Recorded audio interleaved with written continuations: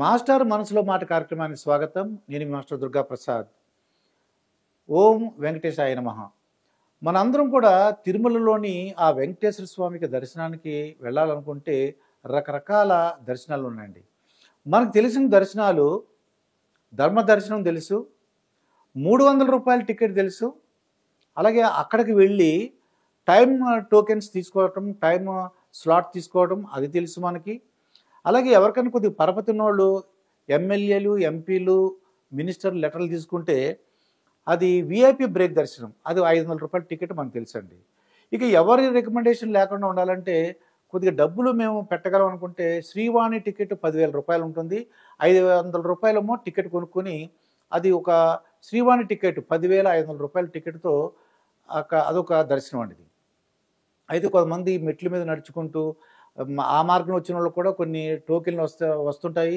ఆ దర్శనం కూడా ఉంటుంది. అటువంటిది మనం ఎంత కష్టపడి ఈ మినిస్ట్రల్ రికమెండేషను, విఐపి లేదంటే శ్రీవాణి ఎంత చూసినా ఒక్క నిమిషం అండి 30 సెకండ్ల నుంచి ఒక నిమిషం కన్నా ఎక్కువ మనం ఆ వెంకటేశ్వర స్వామిని మనం దర్శించుకోలేం, చూడలేం, అవకాశం ఉండదు.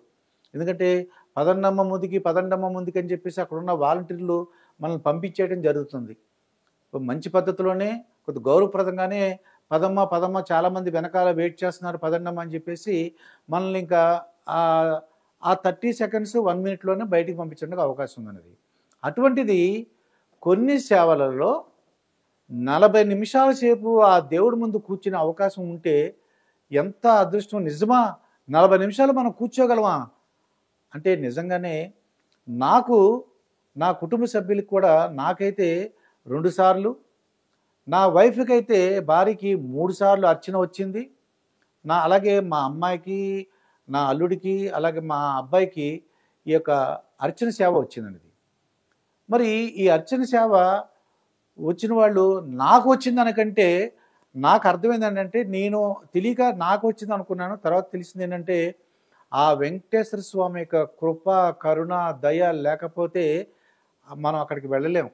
అది ఆయన ఇష్టం. ఆయన పిలిపించుకున్నారు. ఎందుకింత నాకు అవకాశం వచ్చింది, నాకు 2 సార్లు ఎలా వచ్చింది, నా వైఫ్కి 3 సార్లు ఎలా వచ్చింది, నా కొడుక్కి, నా కూతురికి, నా అల్లుడికి ఎలా వచ్చింది అని నేను ఒక్కసారి ఆలోచించుకుంటే యాక్చువల్గా ఏంటంటే పూర్వజన్మ సుకృతం అయి ఉండాలి. లేదంటే నా కొడుకు వాడు అంటే కొన్ని నేను తెలియకుండానే కొన్ని అంటే ఈ యొక్క సేవలు దేవుడు నన్ను ఇస్తాడు, నేను చూస్తానని అనుకోకుండానే ఒక కాకినాడలో దుర్గాప్రసాద్ స్కూల్లో సమ్మర్ క్యాంప్ శుభప్రదం అనే ప్రోగ్రాం నేను కండక్ట్ చేశానండి. అంటే ఏంటంటే తిరుమల తిరుపతి దేవస్థానం వాళ్ళు నిర్వహించినటువంటి 200 మంది ఆడపిల్లలకి ఒక 1 వీక్ ఒక వారం పాటు మా దగ్గర హాస్టల్లో ఉంచి వాళ్ళందరూ కూడా మార్నింగ్ 5 నుంచి నైట్ 9 వరకు వివిధ కార్యక్రమాలు మన యొక్క ఆచారాలు, వ్యవహారాలు, సాంప్రదాయాలు వాళ్ళలో భక్తిభావం కలిగించేలాగా కథలు చెప్పటం, లేదంటే వాళ్ళ చేత ఆడించటం, పాటలు, నాట్యాలు ఇవన్నీ కూడా సాంస్కృతిక కార్యక్రమాలు అన్నీ కూడా తిరుమల తిరుపతి దేవస్థానం ఆధ్వర్యంలో కాకినాడ దుర్గాప్రసాద్ స్కూల్లో నిర్వహించడం జరిగిందన్నది. అంటే దేవుడు అది జ్ఞాపకం పెట్టుకుని మాకు అవకాశం ఇచ్చాడా అని నాకు అనిపించింది అనమాట.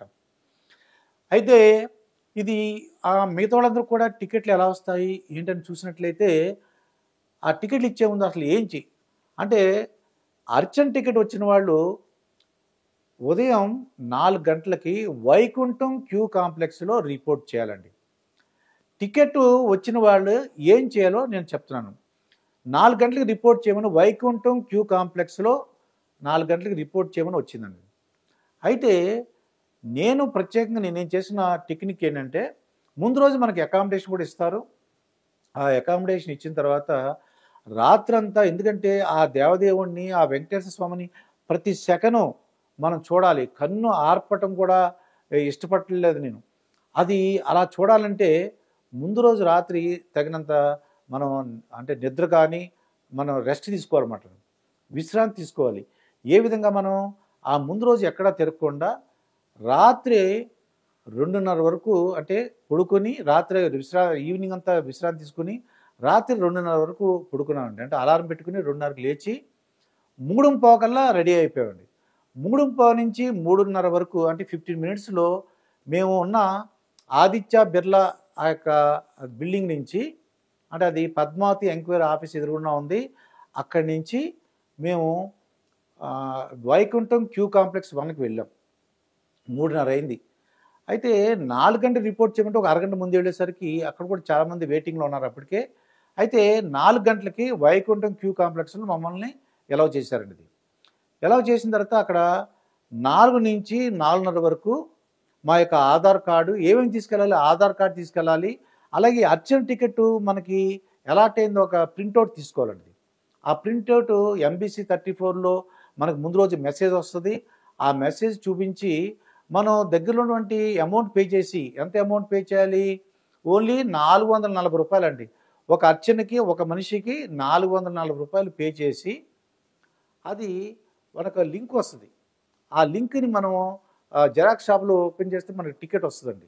ఆ టికెట్ తీసుకొని మనం మన కుటుంబ సభ్యులు లేకపోతే మనం వైకుంఠం క్యూ కాంప్లెక్స్లో చూపించినట్లయితే మన ఆధార్ కార్డు ఉండాలి, మనకు ఆ టికెట్, ఆ 2 స్కాన్ చేసి 4 నుంచి 4:30 వరకు మనం ఈ యొక్క చెక్కింగ్లు ఎన్ని కూడా వెళ్ళేసరికి ధ్వజస్తంభం వరకు వెళ్ళేసరికి 4:30 పడుతుందండి. ఇది ఒక 10 నిమిషాల సేపు మనకు ఒక కంపార్ట్మెంట్ 23లో కొంతసేపు కూర్చోబెట్టారు.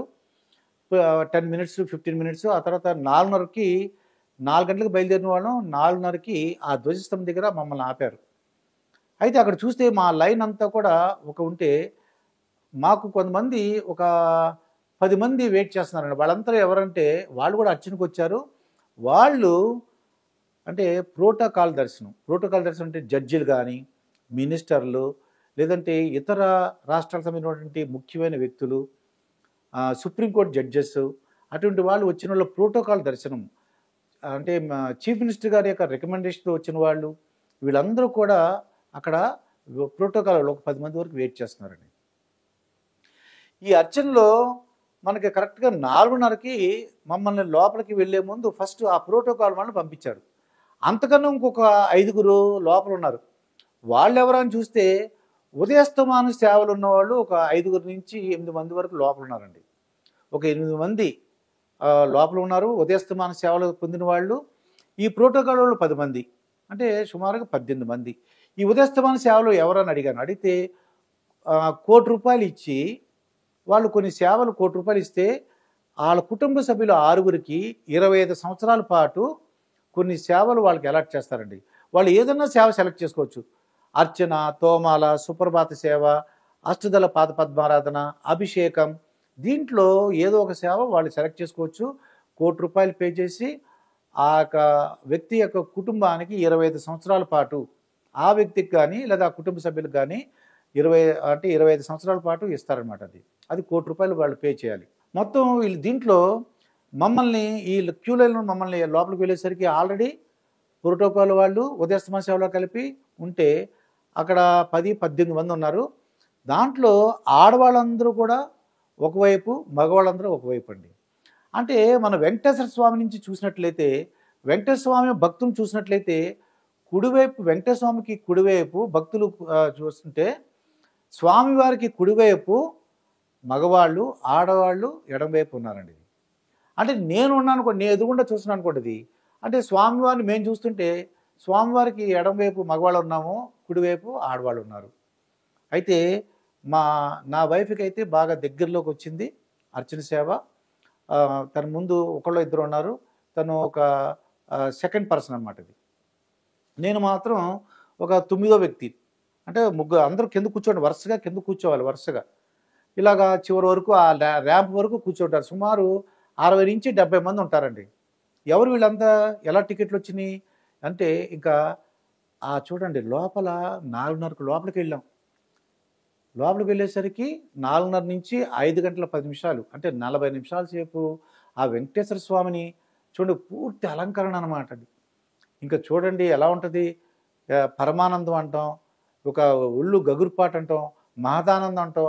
అసలు మాటలు వెతుక్కుని ట్రై చేశాను. ఈ వీడియో చేసే ముందు ఏమైనా మాటలు ఉంటాయని చూస్తే నేను మాటలు చెప్పలేకపోతున్నాను అనమాట. అది ఇంకా కోరికలు, ఇంకా ఆ యొక్క వెంకటేశ్వరం చూస్తున్నంతసేపు చాలామంది కోరికలు కోరుతారు, కానీ నేను మాత్రం అనుకున్నాను అనమాట. నాకు తెలిసింది దేవుడు మనం అడిగే కంటే అంటే అడగందే అమ్మాయినే పెట్టడం నాకు తెలుసు. కానీ నేనేమనుకున్నానంటే ఆ వెంకటేశ్వర స్వామికి నాకేం ఇవ్వాలి, నా కుటుంబ సభ్యులకి ఏమి ఇవ్వాలి, లేకపోతే ఎవరికి ఏమి ఇవ్వాలని ఆయనకి తెలుసు. దేవుడా నువ్వే చెయ్యి, నువ్వు ఏం చేస్తావు నీ ఇష్టం, నువ్వు నీ ఇష్ట ప్రకారం మమ్మల్ని నడిపించు, నీ చేత మా యొక్క భవిష్యత్తు అంతా మీ చేతిలో ఉంది అని మొక్కుకోవడం మంచిది అనిపించిందండి.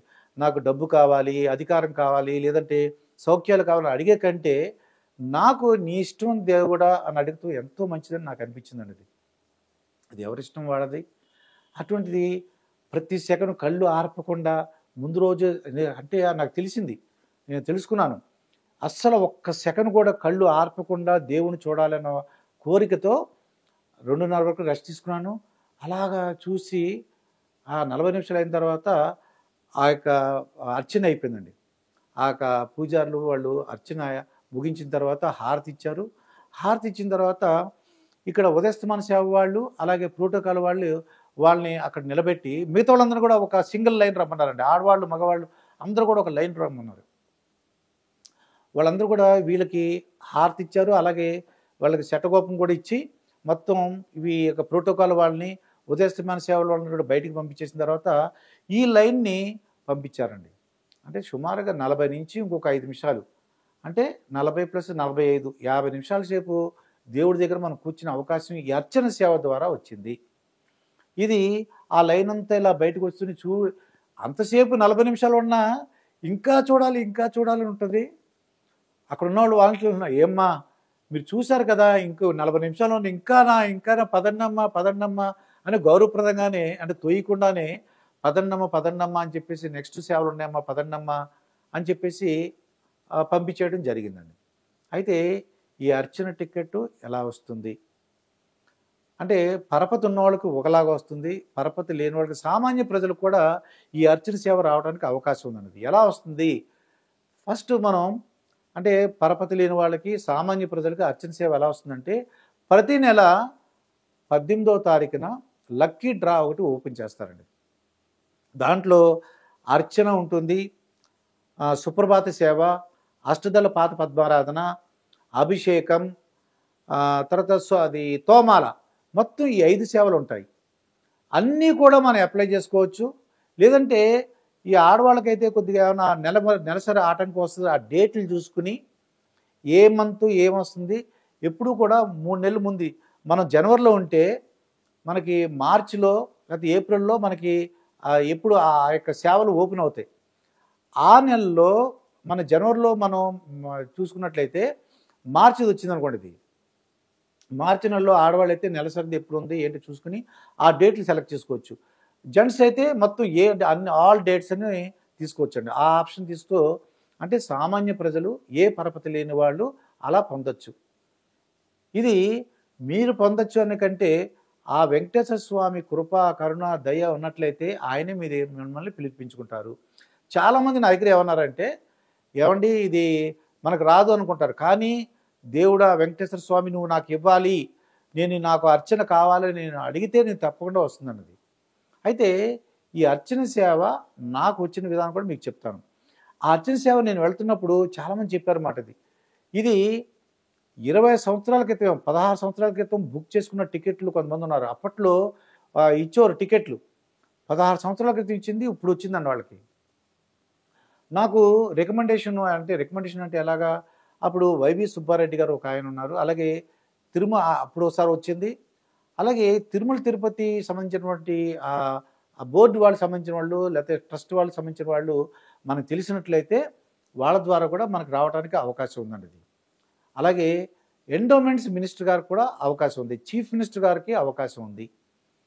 అయితే పరపతి ఉండాలి, అంటే చీఫ్ మినిస్టర్ గారి దగ్గరికి వెళ్ళే దమ్ము అంటే ఆ కెపాసిటీ ఉందా, ఎమ్మెల్యేలు ఎంపీల ద్వారా రికమెండ్ చేయించుకోగలమా చూడండి, లేదంటే ఎండోమెంట్ మినిస్టరు. అలాగే ఈ తిరుమల తిరుపతి దేవస్థానం సంబంధించిన వాళ్ళకు కూడా హక్కు ఉంది, వాళ్ళు కూడా పంపించడానికి అర్చన ఇవ్వడానికి అర్హత ఉందండి. ఇది ఇక సామాన్య ప్రజలకైతే మనకి లాటరీ, ఎవరికి ప్రమేయం లేకుండా మనం తీసుకోవచ్చండి. ఆ లైన్లో నిలబడిన వాళ్ళందరినీ అడుగుతున్నాను అనమాట, మీకు ఎలా వచ్చింది అంటే వాళ్ళు చెప్పారు, అది కొంతమంది లాటరీలో వచ్చింది, కొంతమంది 16 సంవత్సరాలు, కొంతమంది 20 సంవత్సరాలు వెయిట్ చేసిన టికెట్ కొనుక్కున్న వాళ్ళందరూ కూడా వాళ్ళు ఉన్నారు. ఇక ఒక అతను అది నాకు చెప్పాడు, నేను ఆశ్చర్యపోయినమాట. అది ఈ అర్చన టికెట్ ఇప్పిస్తే గోల్డ్ బిస్కెట్ ఇచ్చేవాళ్ళు కూడా ఉన్నారు కొంతమంది. అంటే ఆ దాతలు ఉన్నారు. ఎవరన్నా ఇస్తే అంటే ఒక గోల్డ్ బిస్కెట్ రేటు ఎంతో మనందరికీ తెలుసండి. అంటే 100 గ్రాముల బంగారం కూడా ఇవ్వడానికి రెడీగా ఉన్నంత గొప్ప ధనవంతులు. అంటే అంత డబ్బున్నా వాళ్ళకి అవకాశం లేదనమాట.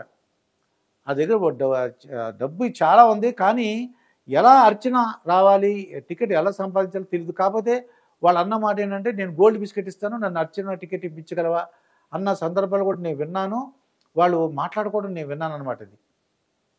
ఇదంతా కూడా తెలియని విషయాలు కొన్ని ఉంటాయి.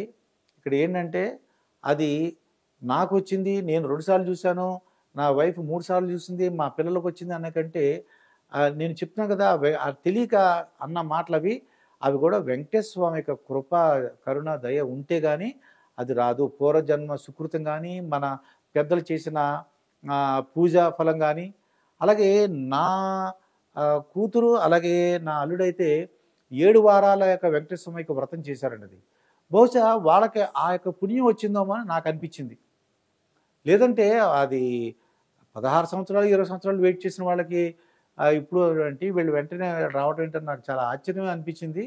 వాళ్ళు ఇదంతా కూడా ఏంటంటే పూర్వజన్మ సుకృతం కానీ, అది ఆ దేవుడు పిలిపించుకుంటారండి. సింపుల్గా చెప్పాలంటే దేవుడు పిలిపించుకుంటారు. ఇక 12 సంవత్సరాల లోపు పిల్లలను కూడా ఎవరికైనా వైఫ్ అండ్ హస్బెండ్కి లాటరీలో వచ్చినట్లయితే, లేదంటే ఎవరికైనా పరపతి రికమెండేషన్ ఉంటే పిల్లలను కూడా అలౌ చేస్తారండి. మీకు 2 పిల్లలు ఉన్నా 3 పిల్లలు ఉన్నా ప్రస్తుతానికి మాత్రం మరి వాళ్ళు అలౌ చేస్తున్నారు. వాళ్ళు 12 సంవత్సరాల లోపు పిల్లలకి వీళ్ళకు లాటరీలో రావాల్సిన పని లేదు. తల్లిదండ్రులకు కానీ ఒకళ్ళకి వచ్చినా వాళ్ళతో పాటు 12 సంవత్సరాల లోపు పిల్లలు కూడా అందరూ కూడా వెళ్ళొచ్చు. వాళ్ళకున్న పిల్లలు అంటే ఆధార్ కార్డు చూపించాలి. వాళ్ళకి సంబంధించిన వాళ్ళు, అంటే వాళ్ళ అబ్బాయో వాళ్ళ అమ్మాయో అని చెప్పేసి వాళ్ళు చూపించాలన్నమాట. ఇది అర్చన సేవ. నాకు ఎలా వచ్చిందంటే మొట్టమొదటిసారిగా వైవి సుబ్బారెడ్డి గారు చైర్మన్గా ఉండగా నాకు వచ్చిన ఛాన్సు. రెండోది గోల్డెన్ లీవ్స్లో సివి రెడ్డి గారని ఆయన ఒక కంపెనీ సెక్రటరీ అనమాట అండి. ఆ కంపెనీ సెక్రటరీ గారు మరి ఆయన ఎవరు రికమెండేషన్ తీసుకున్నారో తెలియదు కానీ ఆయన కూడా నాకు ఇప్పించారన్నమాట. ఇది ఈ 2 సార్లు నాకు ఆ ఛాన్స్ వచ్చింది. అది అర్చన నాకు ఛాన్స్ వచ్చిందని నేను తెలియక అంటున్నాను. వెంకటేశ్వర స్వామి నన్ను 2 సార్లు పిలిపించుకున్నారు. ఇవే కాకుండా నాకు దేవుడి దయ వలన అంటే నన్ను పిలిపించుకున్న ఏంటంటే అర్చనకు 2 సార్లు పిలిపించుకున్నారు వెంకటేశ్వర స్వామి, అభిషేకానికి 2 సార్లు, తోమాల 2 సార్లు, అలాగే సుప్రభాత సేవ ఒకసారి చూశాను నేను, అష్టదళ పద్మారాధన ఒకసారి అండి. అంటే ఇదంతా కూడా మీరు నీతిగా నిజాయితీగా మీరు దేవుడి మీద నమ్మకంతో మీరు లాటరీ వేసినట్లయితే తప్పకుండా వస్తుందండి. నాకు రాదు, చాలామంది చెప్తుంటారు నాకు రాదు, ఆయనే వేస్తున్నాను, నాకు ఎందుకు చాలాసార్లు వేసాను అంటారు. చాలాసార్లు వేసినాను పూర్తి నమ్మకంతో ఆయన మీద భారం వేసి మీరు అడిగినట్లయితే తప్పకుండా మీరు అడిగిన సేవ తప్పకుండా ఆ వెంకటేశ్వర స్వామి ఇస్తారండి. ఇటువంటి సేవలు మరి వచ్చిన వాళ్ళు జీవితం ధన్యమవుతుంది. అది నిజంగా అది మనం వర్ణించలేమండి. ఇది ఈ వీడియోలో ఏవో మాటలు నేను మాట్లాడట్లేదు. ఆ వెంకటేశ్వర స్వామి నా చేత చెప్పిస్తున్నాడు. నేను చెప్తున్నాను వీడియో కంటే ఆ వెంకటేశ్వర స్వామి నా చేత పలికిస్తున్నాడు, చెబుతున్నారు అని అనిపిస్తుంది అనమాట. నిజంగా ఆ యొక్క నేనైతే ఆ 200 పిల్లల్లో నేను ఎప్పుడు ఊహించలేదు. అది నాకు ఎంతోమంది తెలిసినప్పుడు కూడా ఈ సేవల గురించి నాకు తెలీదు. నాకు ఎంతోమంది తెలుసు, మినిస్టర్లు తెలుసు, ఎమ్మెల్యేలు తెలుసు. అటువంటిది నాకు తెలియదు అన్నమాట. ఏంటి మాకు ఈ సేవలు ఉంటాయని తెలియదు. సేవలు తెలిసిన తర్వాత నాకు వచ్చిన అవకాశం ఇది. తప్పకుండా దేవుడి మీద మీరు నమ్మకంతో మీరు ఉండండి. చక్కగా మీరు ఎవరికి అపకారం చేయకుండా ఉపకారం మీరు చేయవలసిన ఉపకారం ఏమైనా అవకాశం ఉంటే 10 మందికి హెల్ప్ చేయండి. తప్పకుండా ఆ భగవంతుడు మీ మీద, మీ కుటుంబ సభ్యుల మీద, తరతరాల మీద కూడా ఆయన యొక్క కరుణ, కృప, దయ ఉంటుందని నేను మీకు మనస వాచ మీకు చెప్తున్నాను. తప్పకుండా మీరందరూ కూడా మంచిగా ఉండండి. ఎటువంటి చెడు అలవాట్లు లేకుండా మంచిగా ఆలోచిస్తూ పాజిటివ్ థింకింగ్, మంచిగా ఆలోచించి ఏది జరిగినా మన మంచికే అని అనుకుంటే తప్పకుండా మనం జీవితం చాలా సంతోషంగా ఉంటుంది, ఆనందంగా ఉంటుందండి. చాలామంది నేను ఇంటర్వ్యూలు చేశాను. మీకు డబ్బులు కోట్లు ఉన్నాయి కదా, ఈ కోట్లు కార్లు ఉన్నాయి కదా ఎలా ఉంటుందని అడిగితే మాకు ఎక్కడో అక్కడ త్రిపులార్ గారి విషయంలో అని చెప్పారన్నమాట. ఎక్కడో అక్కడ దేవుడు పొడి చేస్తాడండి, ఏదో విధంగా ఏదో విధంగా వంక పెడతాడు, ఏదో విధంగా ఇబ్బంది పెడతారు, ఎక్కడ అందరూ కూడా 100% ఇవ్వరు అని చెప్పేసాడు. టాటా బిర్లా వాళ్ళకి కూడా ఏ కష్టాలు ఉంటాయి, డబ్బులున్నంత మాత్రాన సుఖం ఉండదు, మనం ఆనందంగా ఉండాలని చెప్పారండి. మరొక వీడియోతో మీ ముందుంటాను, మీ మాస్టర్ దుర్గాప్రసాద్.